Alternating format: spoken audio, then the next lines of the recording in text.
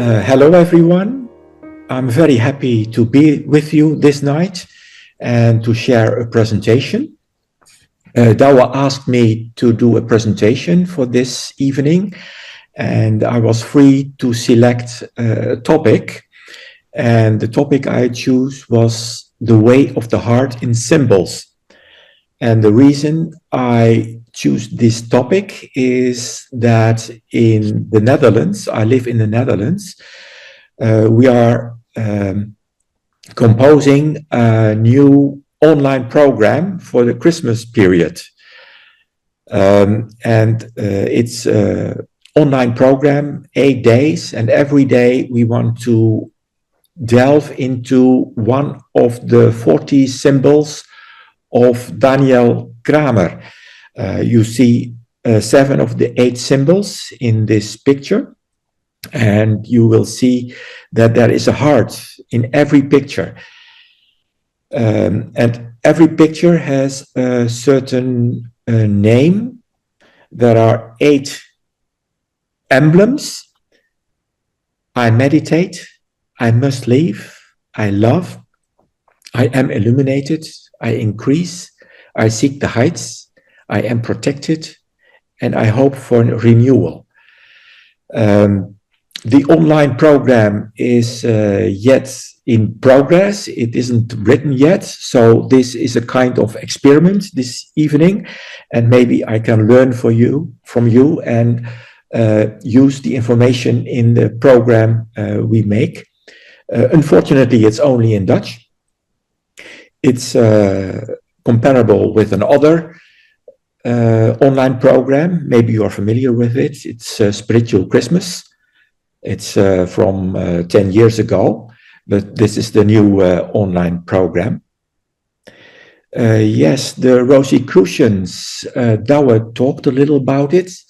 The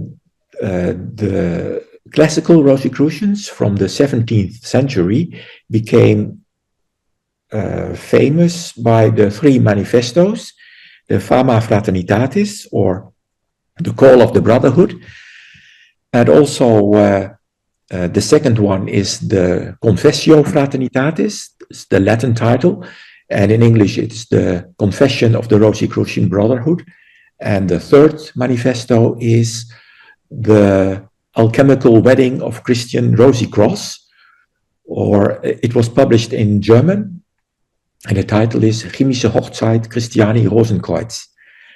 That were texts, but a few years after the manifestos were published, there were also made some nice art forms, pictures, woodcuts, copper engravements with the symbolism of the Rosicrucians. And that's a completely different approach than only texts, because it's possible to put certain archetypes in it. And if you concentrate on those pictures, you can become open for the divine light, and the divine light can make a transformation in yourself. So becoming a new human being by acquiring a new consciousness and completely renewal of the total being till the physical existence, not only the mind, but also in the body. Next slide, please. Yes, Douwe talked a little about the Rosicrucians. I would like to mention 7 words to characterize the Rosy Cross. The first is the rose. And what is the rose? We know the rose as a flower, of course, but the rose is also the divine symbol for the divine spark in the heart of every being. And with most people, the rose is dormant, but it can awake by the divine light, and then start a renewal of the complete being. And in Rosicrucianism, the divine spark, or the seed, It's called the seed or the lotus or the pearl. There are several words of it. It can blossom. It can open itself and open itself for the light. And what's the aim of the Rosicrucians? We can say it is connection. Connection with other human beings, connections with nature. That's the horizontal connection, but also the vertical connection, the connection with the divine field, the kingdom of God, or the heaven, or Tao, or how you want to call it.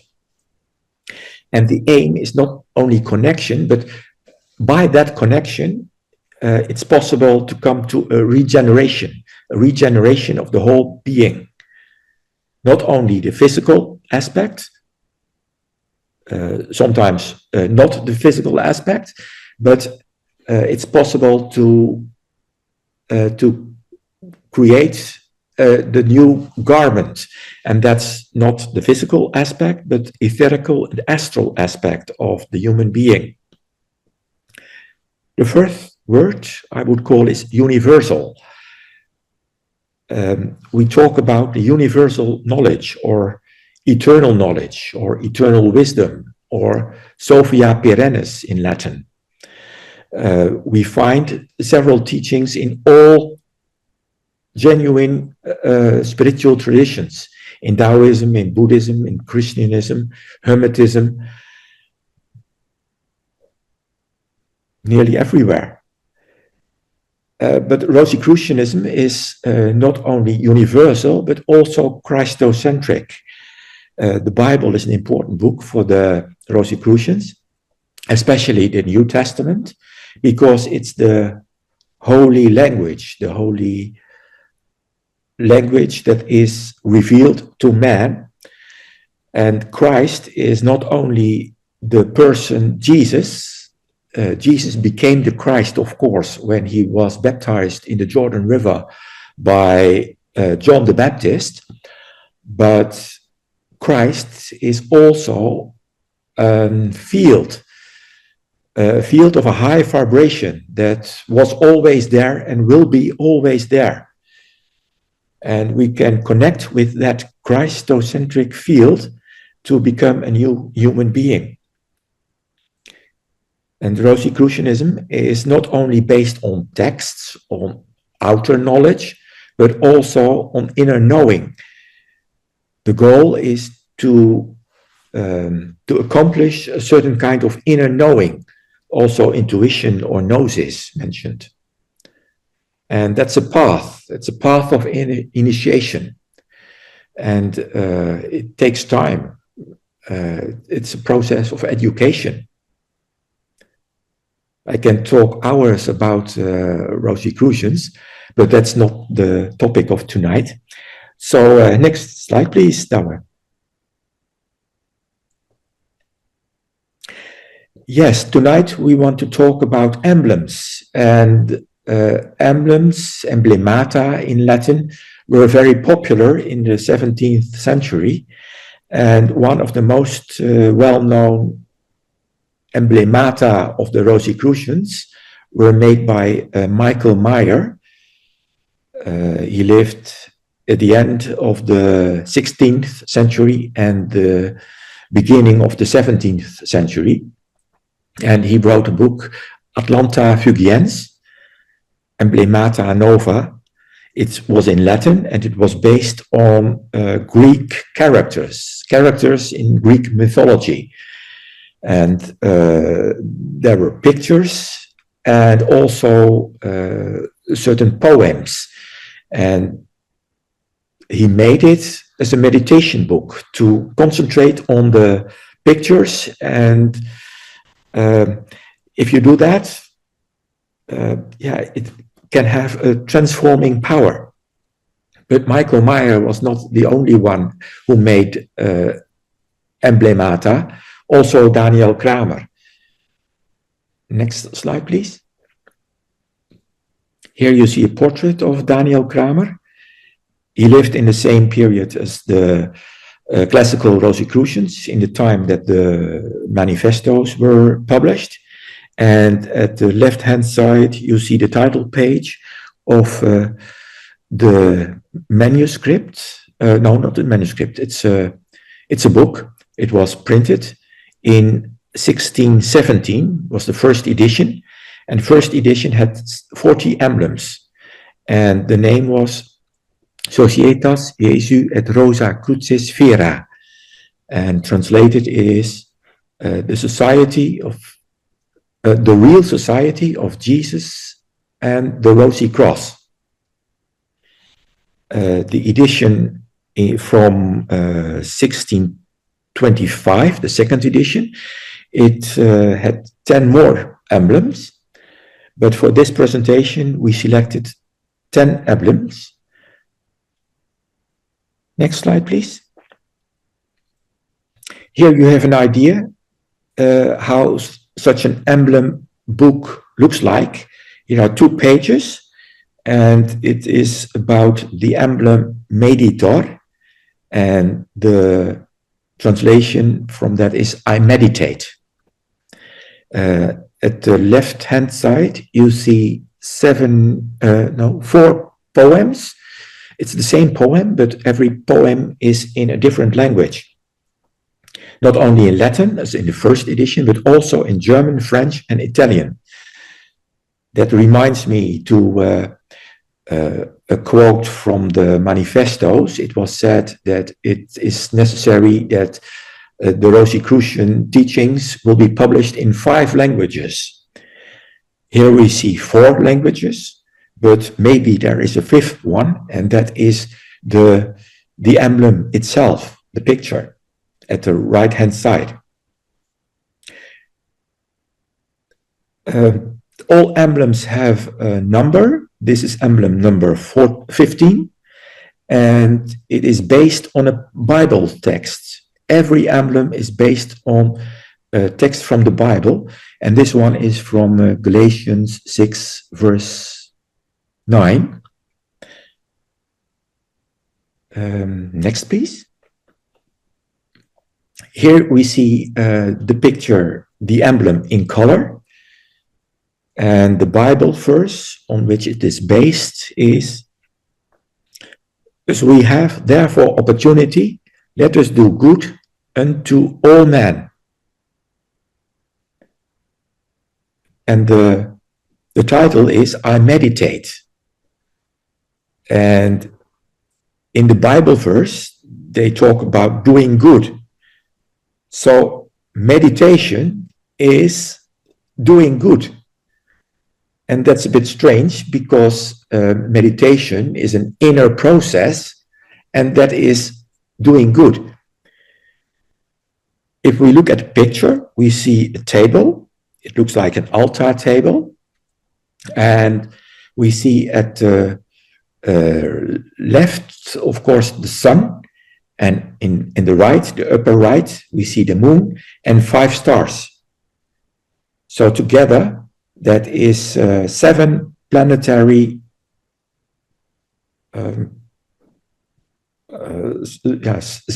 the classical 7 planets, and it is related to the 7 initiations, the 7 rays, the 7-fold human being. We see a lot of referrals to 7 in the book of Revelation, the last book of the Bible, and they speak about the angel with the 7 stars in his hand. So we can see a certain symbolism in this. The sun and the moon is also, of course, the masculine and the feminine. And if we look at the table, we see 3 objects. We see an hourglass at the left-hand side. At the right-hand side, we see a book. And that book is the universal teachings, or the Bible. The hourglass refers to time, of course, and the Bible is the eternal knowledge.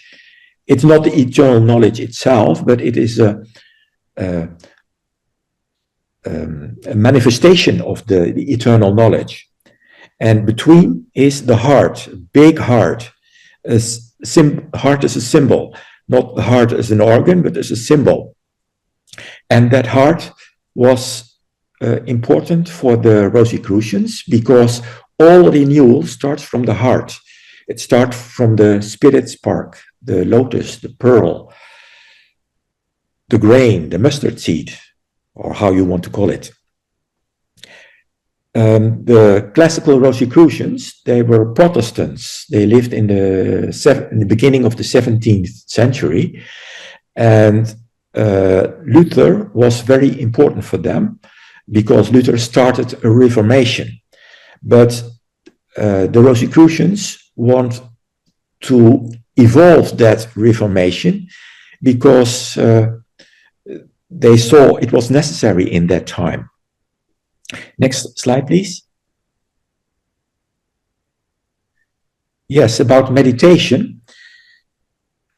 What is meditation? And here is a quote from Buddha. It would be better to live one single day in striving for insight and meditation than living 100 years in ignorance and attachment. Next, please. And here's a quote from Jiddu Krishnamurti. Meditation is to be aware of every thought and of every feeling, never to say it is right or wrong, but to watch it and to move with it. In that watching, you begin to understand the whole movement of thought and feeling. That's Krishnamurti on meditation. And next one also. If the mind is not clear, not in good order, and not completely healthy, it's impossible to be in a state of religious meditation. That is absolutely essential to find that which transcends all thoughts and desires. And that's a little bit about meditation. Next, please. Yes, the importance of the heart. We see here a picture of Hermes Trismegistus, an Egyptian sage, probably not a historical figure, but more a mythological character. And in one of his books, of the Corpus Hermeticum, he says, focus your heart on the light and know it. So it stresses the importance of the heart and the light. Next, please. Yes, I mentioned Luther already. At the right-hand side, we see a portrait of him. And at the left-hand side, we see an emblem. The emblem from Luther. And we see a white rose with 5 petals. And in that white rose is a red heart. And in the red heart, there is a cross, a black cross. So we see a rose and a cross. So the Rosy Cross is a bit hidden in the emblem of Luther. The rose is not on the cross yet, but that was the work of the classical Rosicrucians. Next, please. Jacob Boehme, he was a famous mystic. He was not a member of a Rosicrucian society, but his ideas and his books completely represent the Rosicrucian teachings. And he also refers very often to the heart. And we see at the left-hand side also a heart, inverted heart, with some symbolism. Yeah, it goes too far to delve into this now. It's only to illustrate that the heart is very important for the spiritual process, for the spiritual renewal. Next, please. Yes, here are some sculptures, different artists, and they also stress the importance of the heart. And here are some statues from people without a heart. And that's not nice to see. So it stresses the importance of the heart. Next, please. Yes, that was a bit about the first emblem. The next emblems go a little quicker, I think. Number 2 I choose is I must leave. For here we have no continuing city, but we seek one to come. It's from Hebrews 13, verse 14. And it's an interesting emblem. We see a human being with a lot of stuff carrying with him. And we see a river and a bridge. And that are all symbols with a lot of meanings, of course. We also see the mountains at the back of the emblem, and we can see it as a referral to the Psalm 121. I don't know it by heart, so I have to look it up for a moment in the book. Sorry. It's the Bible verse says, I will lift up my eyes unto the mountains, from whence shall my help come? My help cometh from Jehovah, who made heaven and earth.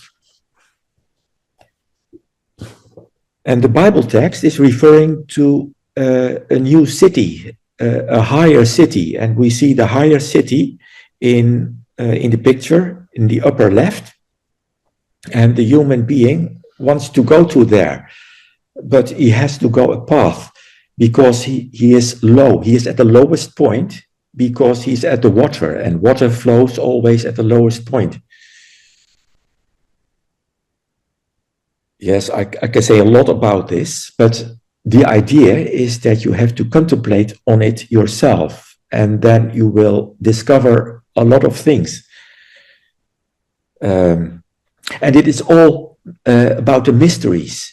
And what is important about mysteries is that it is not a puzzle you can solve, but you can delve into it and you can become more acquainted with it.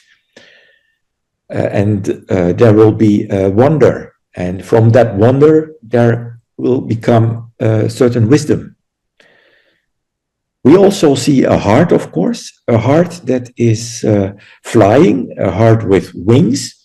And that's a very well-known symbol.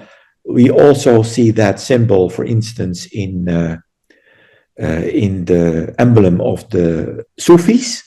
Next slide, please. Hazrat Inyat Khan was a mystic from India, and he brought Sufism to the Western world. And at the upper left side, you see his emblem, not only a heart with wings, but also a pentagram. And pentagram is a symbol for instance, the new human being, the coming new man. And you also see a moon that is lying. And it's a grail symbol to receive the new spiritual forces. And a quote from Hazrat Inyat Khan is that the star of the divine light that radiates in your heart reflect itself in the heart of your devotees. So this is a kind of prayer. Next, please.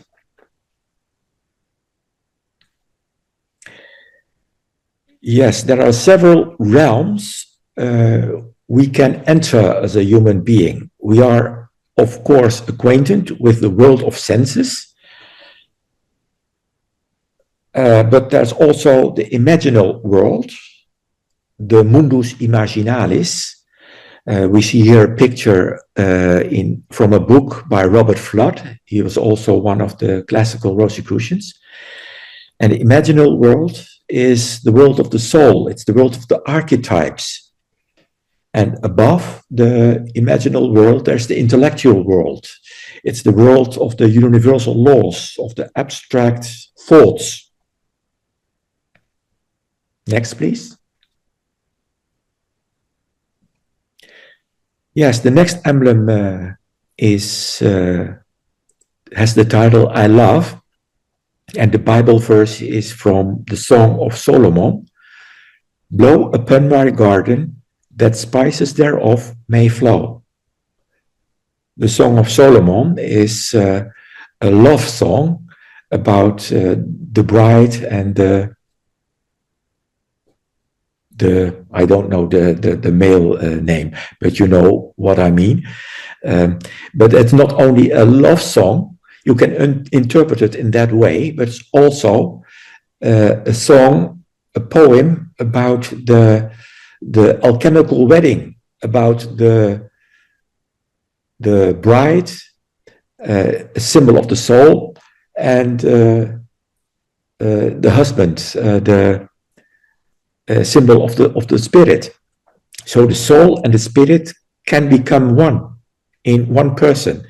And that was the goal of the Rosicrucian, and it still is. And not only for the Rosicrucians, it is the goal for all authentic spiritual traditions. Here we see a kind of alchemical symbol, because the heart is in fire. It is inspired by a new heat, a new warmth, and it receives the frankincense from the Holy One, from God. You see the hand of God, and it is powering frankincense in the heart. And yeah, it's a symbol of the soul, for instance. And there will be love. And love you can also see in, for instance, paintings by Rembrandt van Rijn. Rembrandt was a famous Dutch painter. Next slide, please. Here we see Mary at the right-hand side and Joseph at the left-hand side, and we see an angel. So there is love between those two, Mary and Joseph, but there's also a connection with the divine, with the angel. And from that, can become a new human being. Mary we can see as an aspect of ourself, and Joseph also an aspect of ourself. The soul and the spirit, they can come together, and there will be born a new human being, a light being. Next, please.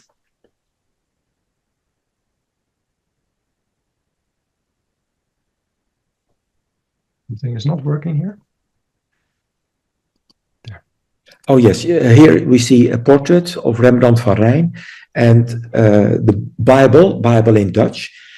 The Dutch Bible was published in 1637, and Rembrandt read the Bible and made a lot of paintings and engravings based on the Bible, and also about the Nativity, about the story of the birth of Jesus. Next, please. I am illuminated. In thy light we see light. It's a verse from the Psalms, and the picture here, the emblem, is the heart, the central again, and the heart is upon the Word, the living Word. It reminds me to John, the Gospel of John, the beginning of the Gospel of John. In the beginning was the Word, and the Word was by God, and the Word was God. And we see a lantern that is held by the Holy One, by God, and it illuminates. So we see light, life, and the word. And it's based on also based on the beginning of the Gospel of John. We see also one eye in the heart. Why one eye and not two? Because all human beings have two eyes and not one. Maybe it is because it refers not to our physical eye, but to our spiritual eye. It's the center in the forehead. It's the third eye that can be opened by the divine light. And when that happens, the new human being is born as a child. Next one, please. And here's a painting of Rembrandt. You see the nativity story with the Mary and Joseph, of course, and also the shepherds. And the newborn child is radiating light. He did it very nice. Next, please. Yes, we can see the story of Jesus as a historical one, but it's also something we can experience in ourselves. And a mystic from the 17th century, Angelus Silesius, from northern Germany, he said, Christ could be born 1,000 times in Galilee, but all in vain until he is born in me. So it's not only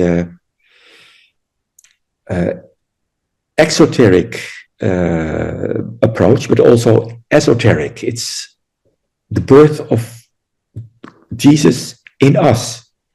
Next, please. Here's a next emblem. When Jesus is born, after that, he grows. And this emblem shows growth. Growth from the seeds, the food from the heart. And we see 3 plants. And the heart is in thorns. So that there is a kind of pain. Growth is accompanied with pain. And the sun is irradiating. And it is about the seed that is becoming a plant. I increase. But that on the ground they are, which in honest and good heart, having heard the word, keep it and bring forth fruit with patience. Patience is important. It's a slow process. So you have to have patience to go the spiritual path. Next, please. Yes, we saw 3 plants. It reminds me to the 3 wise men from the East that visited Jesus, and the adoration of the Magi. And they have presents. They have the presence of gold, frankincense, and myrrh. Next, please. And the gold can be a symbol of the spirit, and frankincense of the soul, and myrrh, it's used in for medicine. It refers to the body. So body, soul, and spirit has to become one, and we can't do that by ourselves. We need the gifts, the magical gifts from the 3 wise men. Next, please. Yes, if you want to go the spiritual path, you're very enthusiastic at the beginning, but it takes a short time, then you will experience all kinds of difficulties, because the prince of this world don't want you to go that path. So there are forces that want to catch you and to keep you in a low vibration. And it is necessary to improve your vibration. So if you improve your vibration, if you higher your vibration, you will be protected. And the Bible verse from the Psalm is, "Deliver me, O God, from mine enemies. I flee unto thee to hide me." And in the picture we see again the heart with the wings, but also a kind of dragon, a flying dragon. And the dragon is a symbol of the all forces of this world who want to keep you in slavery and who want to stop you from going the spiritual path. And every pupil will experience that. And it's a kind of battle. Not an outer battle, but an inner battle. Because the world is in yourself, of course. Not the world is in yourself, but also the divine aspect. So as human beings, we are twofold. We are eternal beings, but also mortal beings, of course. And that's also a famous saying from Hermes Trismegistus, from the Egyptian sage. Next, please. But if we go the path and if we are focused, we are protected. Protected by the wings of God. The Bible verse is, "He that dwelleth in the secret place of the Most High shall abide under the shadow of the Almighty. I will say of the Lord, He is my refuge and my fortress." This also refers to the end of the Fama, the conclusion of the Fama Fraternitatis from 1614. And the last sentence is, "Under the wings of, under your wings or Jehovah." I don't know exactly, I'm sorry, but it refers to the Fama. And then there is light, of course, but the light is in such a way that it doesn't harm. So the wing protects the heart. You don't get the high vibrations you can't absorb. It also reminds me to a famous picture of the classical Rosicrucians. It's a castle. It's a strange picture. It's a castle on wheels.